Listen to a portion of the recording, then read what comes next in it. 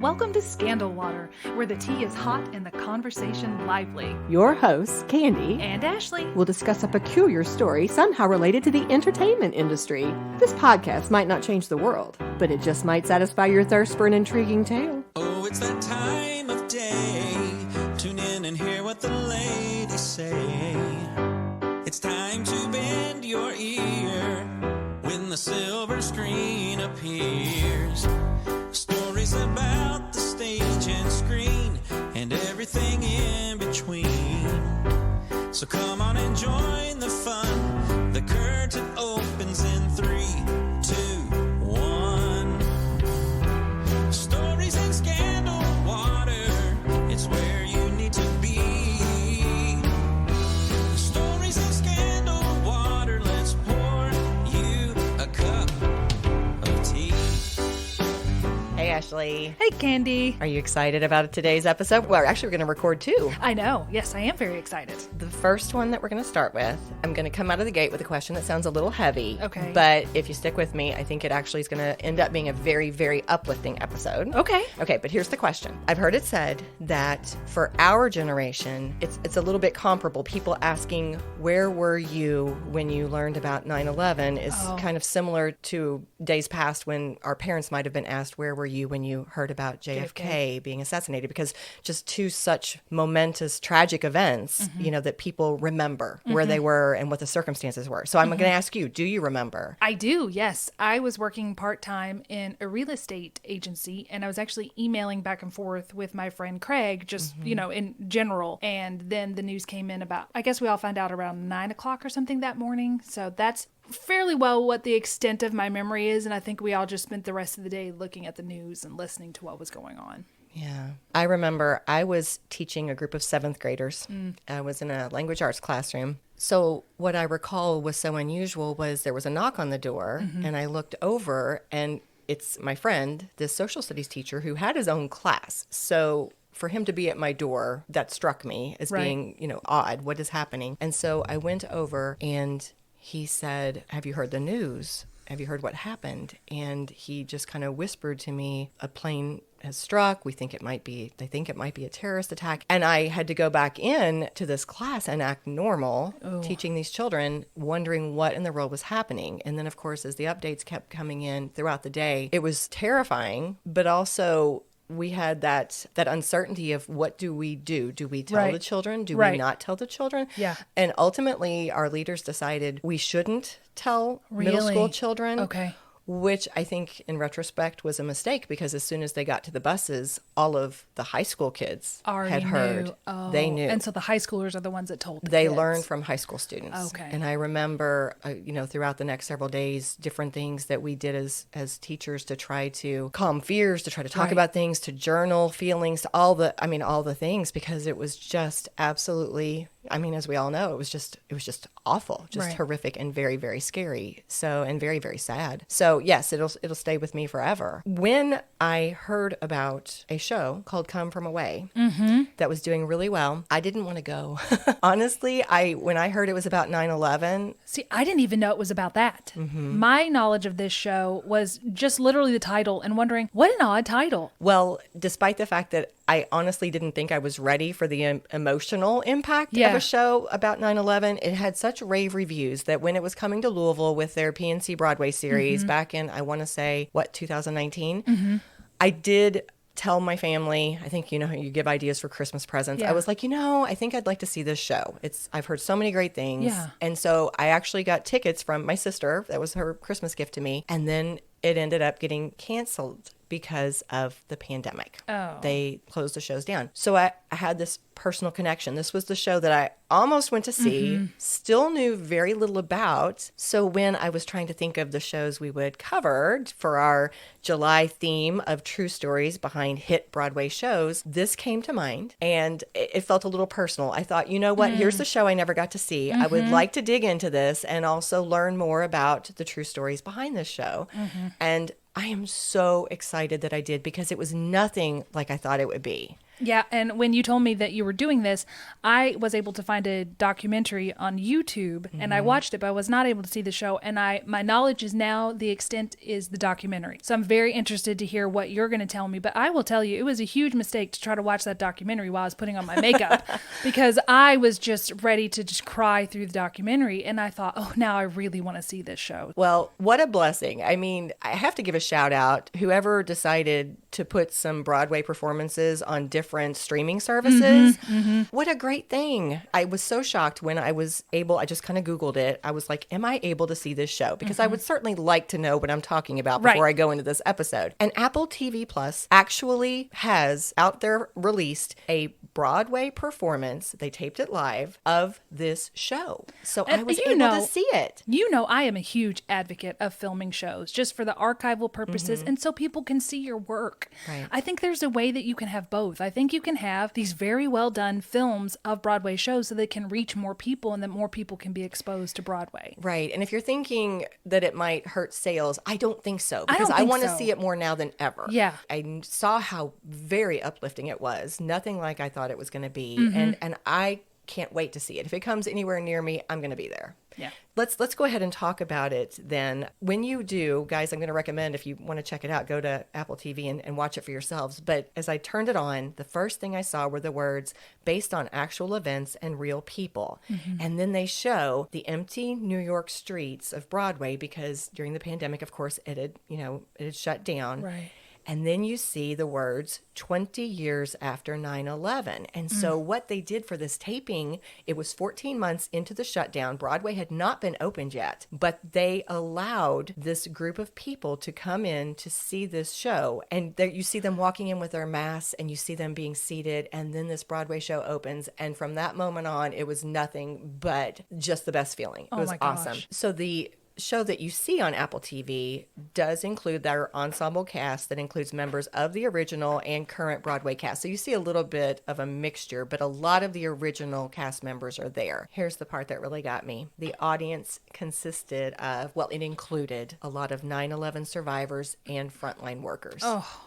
The blurb on Apple TV says, quote, filmed live on Broadway, the Tony Award-winning musical tells the remarkable true story of 38 flights grounded in a small Canadian town on September 11th, 2001. As the locals host these come from a ways, they come together and find hope. And that was a very concise, but what I thought to be a beautiful summary of what that show is about. And it explains, I was confused too. Why come from away? Yeah. That's what the Canadian people from this town called Gander called visitors or tourists. They called them come from a ways. Because they come from Because away they from come here. from away. No matter where you come from, tourists are come from a ways because you're not Okay. one of our locals. Okay. Yes. So that hence the title. An article in the Hollywood newsletter called Deadline summarized the play a little differently. Here's what they said. The musical tells the true story of 7,000 people stranded in the small town of Gander, Newfoundland, after all the flights into the U.S. are grounded on September 11, 2001. As the people of Newfoundland graciously welcome the come-from-aways into their community in the aftermath, the passengers and locals alike process what's happened while finding love, laughter, and new hope in the unlikely and lasting bonds that they forge. Also a really good summary of what happened. But here's what I really related to. There was a critic who called it a celebration of the best of humankind. That was actually, I'll give him credit to the man, that was Tim Tiemann from the Daily Beast. I agreed with that. Yeah. That's exactly what Yeah. that show was. Could not have loved it more. I'm going to recommend you go see it, guys, if you haven't seen it. But just to kind of pick back up, it did actually reopen on Broadway on September 21st, 2021, when things started to open back up again. And I just found out, looking at their website, which is fabulous. If you want to go to the Come From Away actual official site, they have so much helpful information, clips, interesting info, all the things. But it says on their website that their final show on Broadway is going to be October 2nd of this year. Really? Yes, which some of our local theater friends I saw where they jumped on that because they assumed, they made the inference, does this mean that now It's coming here. it's We can do coming it. soon? Ooh. Local and regional theaters will be able to do this show, which of course is amazing. Yes, it is. Yeah, lots that's of a excitement about that. So how did it start? So going back to the very beginning, there was this Canadian couple. David Hine, who was born in Regina, and Irene Sankoff from the Toronto suburb of North York. And they met on their first day of college back in the 1990s. And it was cute because there were a lot of quotes available from different people, including these two creators across the various sources, including the same website I just mentioned. So one of the quotes was from David. Irene thinks it was a welcome barbecue. I think it was a welcome pancake breakfast. But they became a couple, and in 1999 they moved to New York together because she was doing some graduate work. So while they're in New York, she's studying at the Actors Studio, same one we see on TV. Okay. He's a musician, so he was actually working at a music studio where the Muppets was recorded, and he was borrowing equipment to record his own songs at night. So they were kind of the struggling couple. Sure. But at that time, they were staying, again, in New York in a residence called International House in Upper Manhattan, along with grad students from 110 other countries. And that's where they were on September 11th of 2001 when those planes hit the Twin Towers. And a quote from one of the sources said, that night, windows shut to keep the smell of smoke out. Scared students from around the world gathered around a piano in the residence for an impromptu concert, a moving experience that Sankoff and Hine would later draw on for Come From Away. David talked in a different interview about how he had a cousin who was there in one of the buildings around 9/11 when it happened and survived. And that was also, of course, very emotionally impactful to all of them. So it impacted them in lots of ways, not just that experience of kind of living through it, but it made them think about life differently. I mean, it just really, yes. In fact, it said it inspired David. About a month later, he woke up one day and said, hey, why don't we get married? Oh. And they were already engaged, but on October 12th, 2001, they headed down to City Hall and they secretly kind of eloped, is how they put it. And I heard on this podcast episode, I did not even get to complete the entire episode, but I was listening as I drove here. The podcast is called Broadway Backstory. Oh, neat. And it had a 2017 episode on Come From Away that included some nice little interview clips from like to various listen to this. people. Yeah, it was interesting. But on that, you hear them talk about how when they went to City Hall, that cousin was with them. And they didn't realize how just being around in that area would cause that cousin to relive it, and how she was shaking. And then she ended up wanting to kind of go back and re-walk through her path that she had taken when she, because it would have only been a month basically later. escaped that day. Yeah, I mean, we're talking weeks. Yes. Yeah. So after the grad studies, they end up back in Canada. They're both struggling to make it as artists. And then they had some success with a play that David wrote based on his true experience of his mother coming out. And so it was kind of a quirky little show that became a hit at the Toronto Fringe Festival that summer. It was described as being very sweet, and it drew some attention from a producer named David Mervish, who wanted it to play at their city's 700-seat Panasonic Theater. And this basically kind of kickstarted their career working together as commercial music theater people, creators. So the idea to create a show around what happened in Gander was proposed to them from someone else. There was a man named Michael Rubinoff who worked at Sheridan College, and he was basically in charge, I think, of their musical theater program. And part of what they did was they would launch new musicals. And he had this idea that this would make a great musical. He was basically searching for people, kind of recruiting people who might take this on. Okay. And so Irene has a quote where she said, he asked to meet us and we were so nervous. It was like an interview, very formal, and he just asked us a lot of questions. We didn't think it went very well. He told us his idea about writing a musical about the events of Gander when all the planes landed there after 9/11. That's actually David talking now. Okay. I loved it. I loved the story of Gander being this giant airport where the world used to come to refuel. Then planes got bigger and the world stopped coming. Oh. And then the world came back again. Oh. I know. Gosh. So we're going to talk more, obviously, about the setting of Gander, but just to quickly throw that in there, Gander is located right there kind of on the edge of the ocean, and it was this huge airport at one time where planes would have to stop to refuel so that they could take transatlantic flights. And then planes got bigger and fuel tanks got larger, and it got left behind. Right, it got left behind. In fact, in the play, at one point, they talk about something is just mentioned off the cuff about maybe doing away with their airport. But at one point, it was one of the largest airports in the world, Which is why I could accommodate all these people. Exactly. Oh. Exactly. Okay. But to people who are pilots or people involved in the airline industry, this is some remote spot that is no longer on anybody's radar. Wow. Yeah. To me, gander is I don't know if it's a country phrase, but around where I grew up, it was like to look. I'm going to take a gander at I'm going to take a gander at something. Yeah. Yeah, so you're thinking about that Or connotation. the male goose, a goose and a gander. Oh, okay. But what they ended up doing was they took a lot of these individual people's stories and they put them together to create this show. And one of the things that all three agreed on, the two creators, David and Irene, and also the man who kind of instigated the whole thing, Michael. The producer kind of, would you say? Maybe that would be a good... He produced the idea, and he at commissioned least. it. He commissioned them to do it, basically. Okay. But they all agreed this wasn't a 9/11 story. It was a 9/12 story. I like that. That was something they went into it knowing they wanted to do. To summarize very briefly, what ends up happening is they commission this couple to go to Gander for the 10th anniversary of the 9/11 event. So it's 2011 now. Right. And on this 10th anniversary, all these people had come back to Gander. The people, of course, in the town who were involved, but also all the come from a ways. Yes. And these two creators, David Hine and Irene, are there too. And they end up interviewing all these people. They talked about that in the documentary. They just hours and hours. And the more they talked, the more ideas they got. Absolutely. They said they came away with 500 pages. Ooh. Yeah. They said they would sit down thinking it would be like a 10, 20-minute conversation, and it would be like 3 hours with this person or more. And they also they had artifacts. They had letters or, different things that people shared with them, maybe diary entries, whatever. And they had to pull all this together. And it turns into this critically acclaimed musical. First, again, the fellow who instigated the whole thing was from Sheridan College. So it was first put on as a workshop there in 2012. And then they expanded it, did the longer version in 2013. Yes. Yes. What? You guys are amazing right now. Cheers to you two for getting all those interviews and putting this into a cohesive form in a year. Isn't that crazy? And the songs and choreography, all of it. Yeah.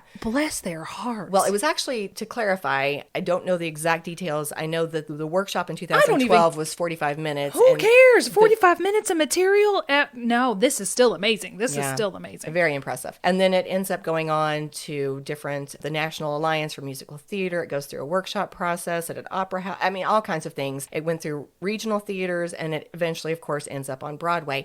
And one of the things that they said they had to do, you saw it in the documentary, they took it to Gander. I think this just cracked my heart right open when the people that they portrayed, no, that was on Broadway, but when they came back to Broadway and they took a bow with them, oh my gosh. But performing it for the people at Gander, I can't even imagine how electric and how moving that must have been. Can you imagine? Yeah, so emotional. Yes. I loved it. Well, so that's a basic overview of the process of taking it from idea to stage. But let's kind of dig now into the story itself. So the setting, it was this island it's spelled Newfoundland, but you heard them in the play. They would always kind of say it really, yes, it sounded like Newfoundland is how they pronounced it. And it's called the Rock. So most of this story. And what a good analogy. When they sang that at the end, they're like, welcome to the Rock. I'm like, I can't handle this. I love it. I'm sorry. Okay. But most of this story is obviously set in Gander, but they do acknowledge, the show itself acknowledges it, and they do on the website, that the neighboring small towns around Gander were involved in all of this too. But of course, David and Irene had to make this very concise musical, as you said, with all this material. So you had to sometimes kind of, fictionalize, historical fiction. Narrow it a little bit. Yeah. So narrative economy. Oh, nice. That's a good term. I think that is the term. Yeah, I like that. But I just want to say that because that was something that hit me, is that the people in the towns that were featured in this musical, which is so beautifully done, of course, now they are famous and they're very well known, but a shout out to all the people who didn't get their name mentioned or their town really highlighted, because so many other people in the surrounding area or in the town itself were doing the same things. Okay. Yeah. But this Gander International Airport that we've just talked about was the refueling stop in the past for planes making transatlantic flights. And then it had been kind of sidelined. But on this day, 9/11, when the U.S. shut down its airspace, all these flights, all these planes from all over the world had to be sent other places. Canada offered to house inbound planes flying from Europe. And so 38 planes end up being sent to Gander. And one of the interviews that Beverly Bass, we're going to talk more about her, but she's that female pilot that is featured heavily in the show. And so lots of different sources have interviews from different people. And so she is quoted at one point as saying how different this was when she first heard she's flying and she first hears word of what happened. She doesn't understand it's been a terrorist attack, first of all. And then they come back and they give more detail. And she and her co-pilot are pretty stunned because they're like, oh my goodness, what's happening? Right. And then she said, not to be suggested, they're thinking they're going to be sent to some large place, right? And she said, when they hear Gander and when they hear they're ordered to land there. Yeah. Not, hey, you can, it was ordered to land there. Like all of these things are just kind of hitting her, in waves. So they're sent to Gander. There was a quote from her where she actually said it in the play, and it came from an interview with her when those creators were talking to her. She actually said, where am I going to park this thing? Because even though it was this huge airport, 38 planes coming in. I mean, it's like she's almost like having to hop over another plane in order to land. Craziness. Skill. That takes a lot of skill too. A few statistics that they offered on the Come From Away website. I'll just kind of quickly read these to you. At the time that this occurs, the population in Gander is approximately 10,000. Actually, several people said it was slightly under. So not because they said the population doubled on the documentary. Yeah. There were 550 hotel rooms at that time in Gander. By the way, this is how remote it is. They were 4 hours from the nearest Starbucks. 38 planes end up being diverted there. It was 6,579 people grounded. 100 different countries were represented by the people who were grounded. Wow.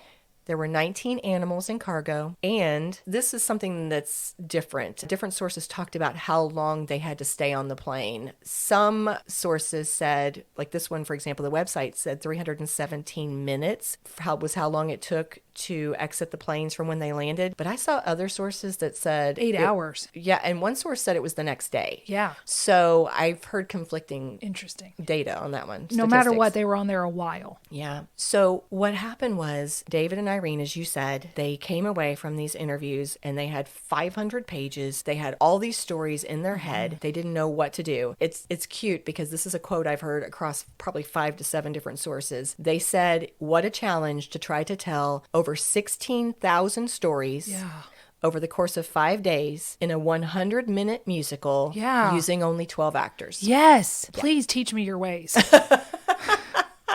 I really need to learn this. That is so funny. They need to start a course. The 16,000, of course, comes from... Oh, and by the way, we got it done in a year. Right. Well, there you go. Biggie. Yeah. But the 16,000 comes from the number of people in the town and the number of people who were the come from aways. So I heard, again, just in this podcast episode this morning where they talked about taking papers and literally spreading all across their apartment, like their apartment in the floor, and starting to look for what were some of the themes, what were some of the patterns, because they realized, I love your narrative economy. Like, what are we going to have to make sure emerges from this? What is central?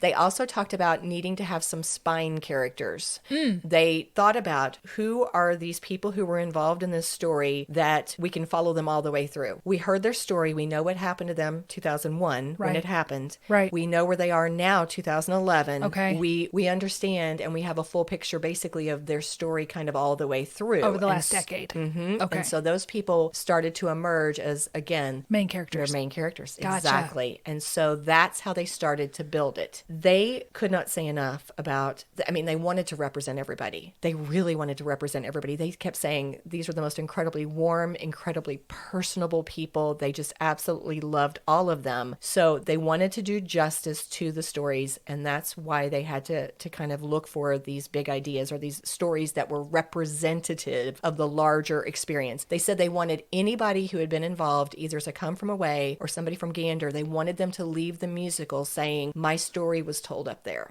So that was their challenge. Every single character that you see in the show is inspired by a real interview or several interviews. Again, sometimes they combined, and they would try to honor them with their names. So sometimes the name might actually be the full name of the person it was based on. Other times they might combine names. So for example, on the stage, you see this character named Janice Moser. Well, that is actually a combination of Brian Moser and Janice Gowdy. Janice Gowdy worked at the Gander Beacon, so she was involved in news reporting and that from that angle, while Brian was a reporter for the Gander's community TV station, and he was also a media teacher at their local high school. So they just combined the two of them into one character on stage. Made it a media person. And had honored them both by using one person's first name, one person's last name. I like that. Yeah, and that happened with some other people too, but that was a nice example that I wanted to pull out. So this was a quote I thought that hit the theme very well. This was something said directly by Brian and Irene as they're talking, I believe, in an interview that's on their website, the Come From Away website. They said, we're not focused on,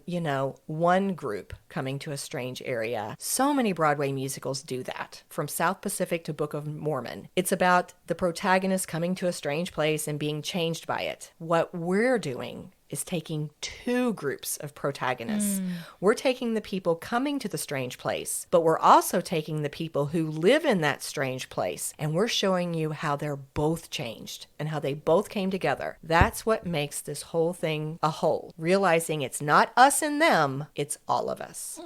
Yeah. Boy, they have a good grasp of storytelling. I know. I thought that was beautiful. One other thing that I'll add is, of course, not only are they trying to represent all of these characters and telling all these different stories, but they're also trying to capture the events and the spirit. Yeah. All of it. I listened again just this morning as I was listening to that podcast episode. They had the mayor giving some comments in an interview, and this absolutely got me. He was talking about, and you do see this in the show, how they immediately, when they heard these people were going to be landing, they knew they needed food. They knew they'd been sitting on the airplane for a long time. They knew they would be hungry.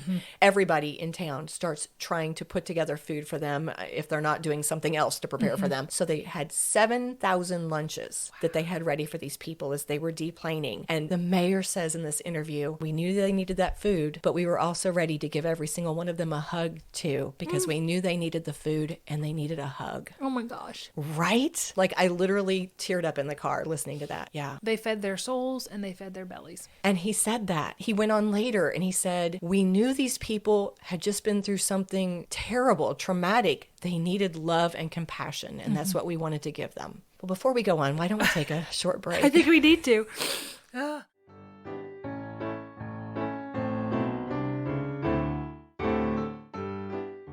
So continuing with this idea of trying to represent all the different characters and their stories. This, of course, meant you needed a very talented cast. Yes. On average, every single one of those 12, I think it was 12 actors on stage, represents probably at least 7 different roles. What are you saying? I'm saying that this one actor might be playing the pilot, Beverly Bass, and then all of a sudden she's somebody on the plane who's deplaning. And then all of a sudden she's somebody in Gander who's in the coffee shop listening to the news and deciding she's going to go help make lunches. How do they do that? It was unbelievable. Tell me how they do that. The choreography was unreal. Okay. So I'm going to focus for a minute on the lady who did play Beverly Bass. Okay.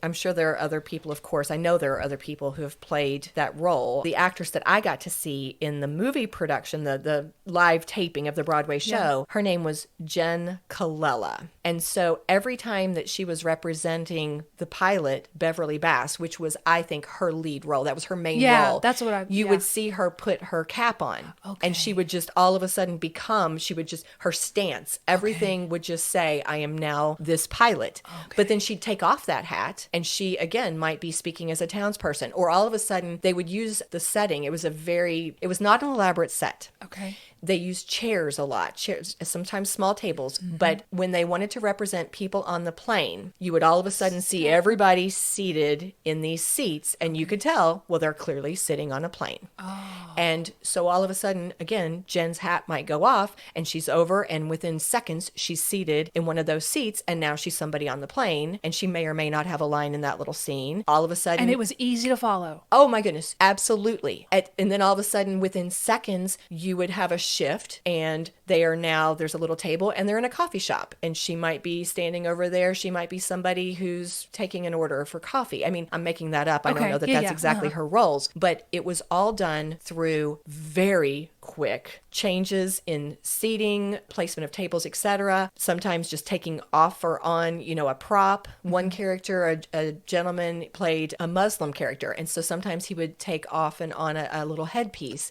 when he was becoming that character. But, another role that he played was part of a gay couple that they tell their story. And so you would see him move from one character to another. And they didn't change their clothes. No. Not necessarily. Maybe just a headpiece. Yeah, it might just be a hat. Sometimes or adding a prop. Sometimes it might be taking on or off a jacket or something, but most of the time it was really just through quickly changing the seating, the setting, or one small prop, and you could follow it. The timing had to be impeccable. Oh, yes. I mean, the choreography and the amount of rehearsal it took just absolutely blows me away. When you say choreography, is there any dancing in this, or do you mean movement, like the staged movement choreography? I was actually talking about the choreographing of the movement and the transitions. Okay. But there is dancing. Okay. In fact, let's talk briefly about the music before we come back. Sure. One of the things that the creators, David and Irene, wanted to do was they felt it was incredibly important to incorporate the music that is kind of central to Newfoundland. David talks about that in some of his interviews. He said he actually grew up on that. Remember, he's Canadian. And so this was music that was important to him, and it's very distinctive. And so they knew, Irene said in an interview, that's what confirmed for them this needed to be a musical. Really? Because they played with, do we want to do it in a different way? Do we want to make it helps dramatic? To probably lighten some of the heaviness of the subject matter. Absolutely. But here's a quote from, I believe, David. The people of Newfoundland are music makers. Their lives are filled with music. You think of hand drums and fiddles and accordions and penny whistles and an ugly stick. We wanted to bring this original music throughout the stage because it's a joy to listen to. I love it. It's in the DNA of the people there.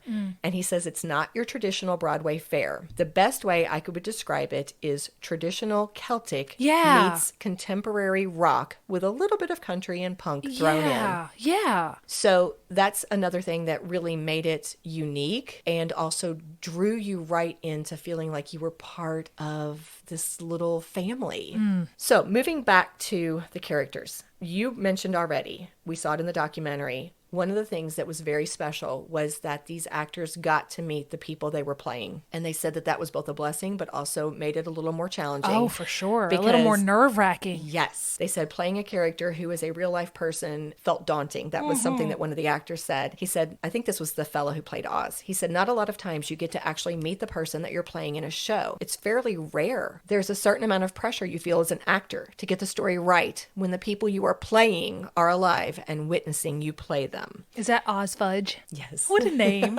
Such a cute name. It is a cute name. And so they got to spend time with these people. They got to, I think, form friendships with these people. In fact, it was that same actor who came back and he said, I know they're proud and hopefully they're flattered, referring to the people that they portray. He said, for we are doing our very best that we can to tell their story with love and with respect and with admiration for all that they did. So one of the cool things was the creators and the other people involved in putting the show together had decided when they were casting, they did not want to try to focus on appearance. It didn't matter about age. They didn't care about race. Okay. They needed actors who, first of all, were incredibly versatile because we've just talked about how they're going to be have playing to just, different people. And you have to switch from one persona to the next in the drop of a hat. Which is, I guess, why they would say it didn't matter about your physical characteristics because you'll be playing so many different people. Absolutely. So they don't necessarily want the pilot to look like the pilot because she's going to be the pilot plus 4 other people. Absolutely. Okay. But that said, when you see that actress I've already referenced, Jen Colella, with Beverly Bass, who she was playing, it is unreal. Yeah. They refer to themselves as doppelgangers. Oh. They look and act and hold themselves so much alike that it almost gives you chills. Ooh. I mean, it is just unbelievable. And then it was cute because the woman woman who played Beulah Davis, which, by the way, is a combination. That's one of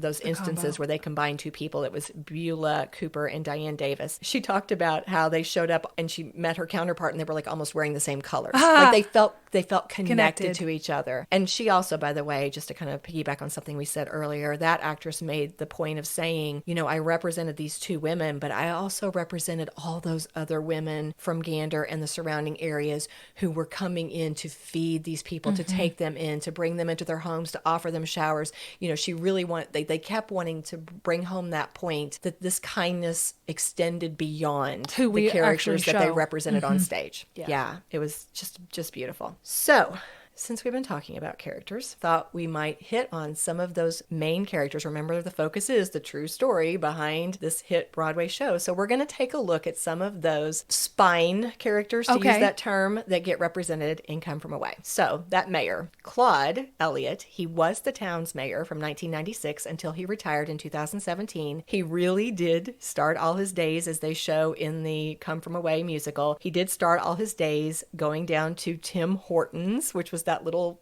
coffee shop diner. Yeah. And that was his way to keep in touch with the townspeople. In the play, they show that he's dealing with a strike, with the school bus drivers are on strike. They say that in the documentary, but they broke the strike to come get him. They did. Yeah. That was really true. They really broke their strike to go help these people at 9/11. And so this mayor, Claude, was a great guy. He really was instrumental in orchestrating all these efforts across Gander and the surrounding areas to try to make sure that these people were taken care of. We've talked a lot about the pilot. I want to say a little bit more about Beverly. She was the third female commercial airline pilot hired by American Airlines in 1976. She went on to become the very first female captain in 1986. She made history. Like, I looked her up on this little timeline of airline history. Yeah, she's there. She's there. Later that same year, she again made history because she was captaining the first all-female crew in the history of commercial jet aviation. It was an American Airlines flight that flew from Washington, D.C. to Dallas, Texas. They reference this in the play. She has this song that she sings where it talks about her accomplishments, I think I saw breaking ground. I think I saw part of that in the documentary. Yeah, it does. It is so inspiring. There's so many parts of this musical where your heart soars. Yes, yeah, absolutely. So they represented that in the play. It went on to say, after breaking ground in that way, Beverly Bass went on to co-found the International Society of Women Airline Pilots. And then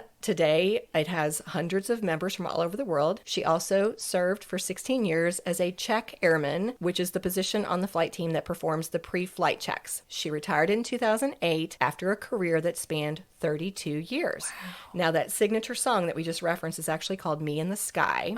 And it says in there that she really, that she got her start earning $5 per hour flying dead bodies for a mortician in Fort Worth, Texas. That's true. Ooh. Yeah, that really happened. She was 21 years old at the time. A quote from one of the actresses who plays Beverly in the musical. Love this. My favorite part of this role is the influx of messages from young ladies who are perhaps wanting or aspiring to be in industries that are male-dominated, and the story of Beverly really inspires them to pursue their goals.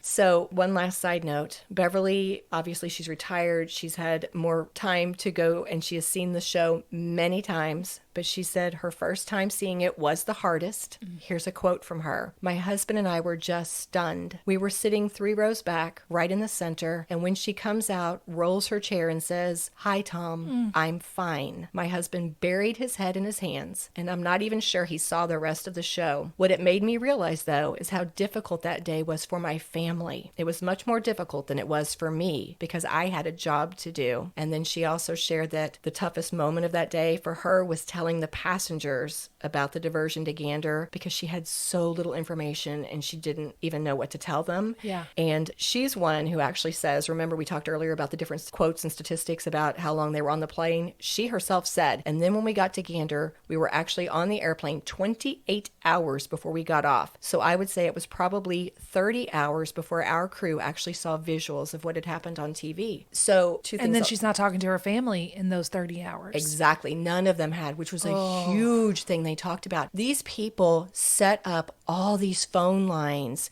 to let the come from aways contact their family. It ended, they wouldn't take any money. By the way, they would take no money for anything. And it talked about the thousands of dollars that it cost. Long distance phone calls? Yes. Yeah. That they would set up, in schools or in some of their public gathering places. They would just set up all these phone lines and they just paid the cost. But to follow up on two things she said, first of all, it was really emotional when they would finally get through and you would see them checking on their family members. One woman, will come back to this, but she had a firefighter son. So they were checking on their loved ones, but they also needed their loved ones to know they were okay.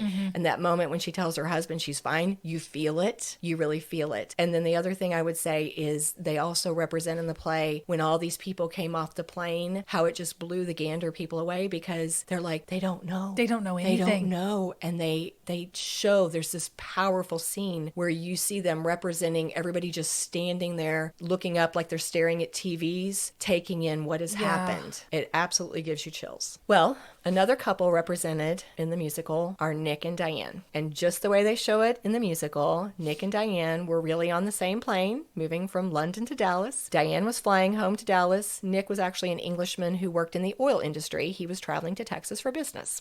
So they didn't know each other? They did not know each other. Oh, but they must later because you called them a couple. Yes, they do. So they were staying with other fellow passengers at the Society of United Fishermen Hall in the small town of Gambo. It was about 30 miles outside of Gander. And during the 4 days they were stuck together, they became friends. They went sightseeing around the island, and they did actually participate in a screech-in ceremony, which is shown in the musical. It is this cute little tradition that they do in that area where you have to drink some of their local drink and you have to kiss a fish. My goodness. Yeah. And there seemed to be a lot of dancing involved as well. Yeah. But anyway, they actually did these things, which you see happen. And they later married. They now live in Houston, Texas. They've been back to Gander several times. The first was for their honeymoon, which Nick said was a no-brainer.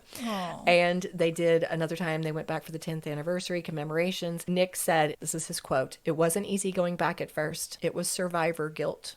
For the longest time, we were not comfortable sharing our story. I mean, here we were finding this wonderful relationship at a time when so many families had their lives turned upside down. It just didn't seem appropriate." But a quick comment I'll make is I think what a nice choice it was to include a story like that. A positive part. Exactly. Something uplifting.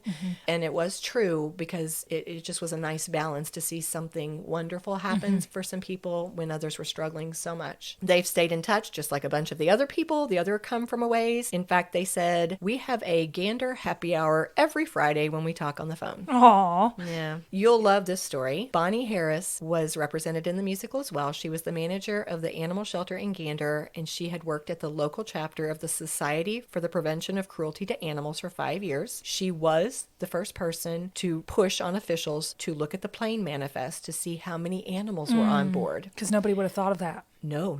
I mean, the way they portray it, nobody did. On September 12th, she and two other women from the SPCA, I'm going to say their names because they're not in the show. Okay. Vi Tucker and Linda Humby. These women were the first to go into the holds of the stranded planes and help those animals. It took these women 10 hours in cramped, unsanitary conditions to visit all the animals across the plains, including one epileptic cat that really did have a pill strapped to the side of its crate, the way they show in the musical.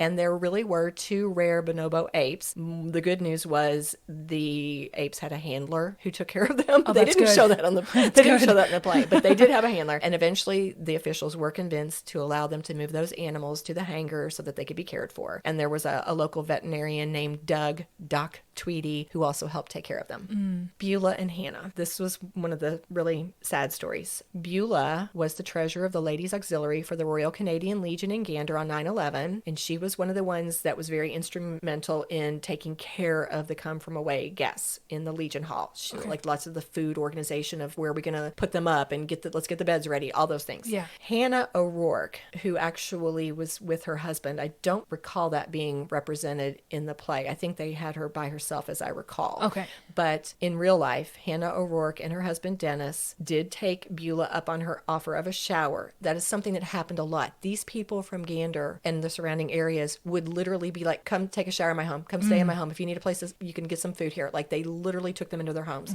But Hannah wouldn't leave the phone in the Legion Hall because their son Kevin was a firefighter in Brooklyn, just across the bridge from Manhattan in the Twin Towers, and he was missing.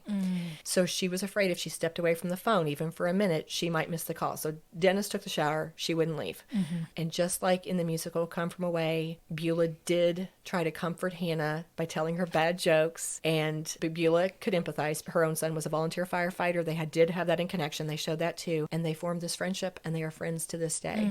And Kevin was lost. Yeah, I remember that from the documentary. So the final character update I'll give you is the two Kevins. This was represented, you saw them in the play when they're with Nick and Diane. I believe they do the screech ceremony together. So in real life, Kevin Turf and his partner, who was also named Kevin, were traveling back to Texas because Kevin T, I'll call him, was the CEO and the co-founder of a place called Enviromedia. It was an environmentally and socially conscious marketing firm is how they described it in one source. So Kevin T shared, again, he had the same experience other people had, being treated with such kindness, such compassion, being taken care of while he was in Gander. And, he said that businesses were even giving away free prescriptions. I mean, goodness. Anything they needed, diapers, baby food, all the things, people would find it. And he said, this comes back to the point we were just making. Here's the exact data. He said, this school, they turned on their computers and they turned over their phones and they said, just make a call wherever you want to, and they refused to take any money. Their phone bill was $13,000 for that one school alone for our one plane. So he had tracked the data. He knew how much they had spent. Yeah. Just that one act of kindness for this one group of people. $13,000. So when he returned to Texas, he couldn't forget that kindness. And he said, quote, and what happened was I came home to Texas and I said, would we do the same? Would you let people into your home to take a shower? Because that's what these people were doing. And this inspired him so much. By the way, their relationship broke up, and they do show that on the show. But Kevin T continued on. He was so inspired that he decided that on the following year, the anniversary of 9/11, and every year since, he would send his employees out onto the streets of Austin in pairs, armed with $100 and instructions to do good deeds for strangers. Today, that initiative has become the Pay It Forward 9/11 Foundation, which encourages people everywhere to remember the generosity of the people of Newfoundland by doing 3 good deeds on September 11th. Kevin T is the founder and president, and there's a website. I'm going to put it in our sources. These people are incredible. Yeah. So they mention this. Not only was Kevin inspired by their kindness, but other people were too. They show the story of one plane when they got back on. They passed the hat, and they had all these people, all these come from aways who were throwing in this money so that they could do scholarships. I think it was mentioned on the documentary. That was mentioned on the documentary. Yeah. And one of the people on the plane ended up designing the memorial, right? Yes. I can't remember the details, but he was part of the committee that designed, because he took what he learned in Gander and he designed one of the buildings. I can't remember his name, but we'll definitely post the documentary and you guys can see that. But I thought, my goodness, this guy was in Gander and he's one of the ones that if not the one that designed the memorial. Yeah. So obviously, as you would expect, after all this came out, Gander saw a huge spike in tourism. I would imagine so. I want to go to Gander. I know. Who doesn't, right? Until COVID hit. And obviously, that slowed it down. But an article that was published a year ago said it's starting to pick back up again. They said that one of the main things people do want to see the beautiful setting because it's supposed to be gorgeous. And it's actually the only authenticated Viking settlement in North America, according to one site. But they said most of the people are there just to meet the Ganderites. They just want to meet the people who were part of that story. And so the former mayor says, quote, we take them around in our own cars and show them the places that the plain people stayed. The plain people. Yep. Sometimes I'll get a call from town hall asking me to come over because 25 people want to meet me. Wow.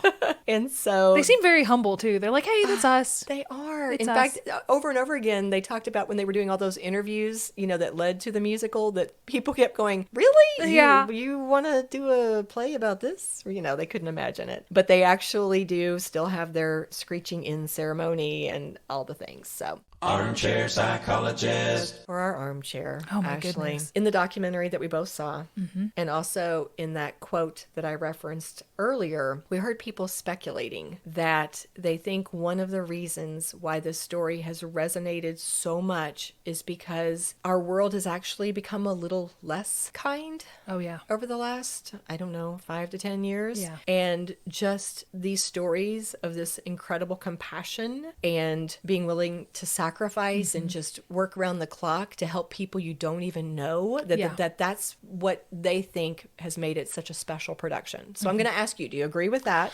I do. I think that we have, as a community, become more cynical, more pessimistic. Whenever I'm feeling really sad or depressed, I go to YouTube and I look at this series called Faith in Humanity Restored. And it's strangers helping other people, whether it's, rescuing them out of situations. And some of the most moving ones are people who are helping people in car accidents, where they will go into a car and they will pull the person out, and just all of these people will converge and just immediately help. There was this one video that happened very recently where I saw this lady apparently had a medical emergency in her car. She had some kind of seizure, but her car just started to drift into oncoming traffic. It was, imagine this, the most busy intersection you can in some big city, and this woman that turned out to be her coworker just starts running like Superman. Oh, wow. And she grabs the car and she starts like gesturing, and people start jumping out of their cars and they guide this car off. Oh, wow. And there was this guy walking past with his coffee, and he all of a sudden just does this. A woman grabs a dumbbell and she smashes out the window and gives it to a man who smashes out the window, who grabs the wheel. And it was just this, and it was all coordinated, but none of them knew each other. Right. And those kind of things just make me feel like there is hope for humanity, and there's pockets of humanity. So I think plays like this and incidents like this is not even a play. It's based on reality. I think they're important to show us that there are these pockets of humanity and there are these good, kind people still out there. And it's important to know the history, to know that these people did do this. So there's something, around our area when the tornado happened, it last December, you had people who were coming from everywhere to help. Yeah. So that's our own version of it, I guess. Oh, I love that. It struck me the same way, when Kevin T said, would we do that? It makes you think about these people who really just didn't even think, they're not only giving food and everything they have, opening, people who own stores were like, okay, just take anything you need off my shelves. The money these people lost, not just working around the clock, they were no sleep, trusting and opening your home. And letting someone take a shower in your home, a stranger take a shower in your home is huge. Yeah, just they were willing to give up their time. They were willing to give up their money. They were willing to just literally give hugs to people. Yes, just and to you and I show have compassion. done podcast after podcast, even in this series, about why that's a terrible idea.